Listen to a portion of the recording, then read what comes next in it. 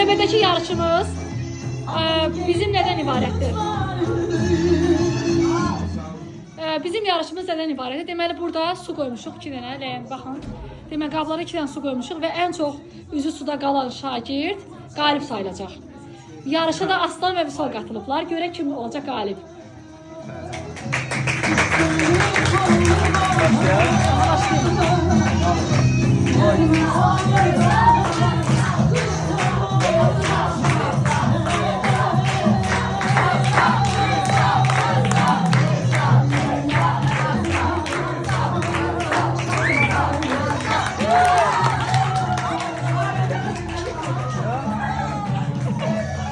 Galip Vüsal. Vüsal galip sayılır. Aferin Vüsal. Hediye. Vüsal, hediye senin. Vüsal.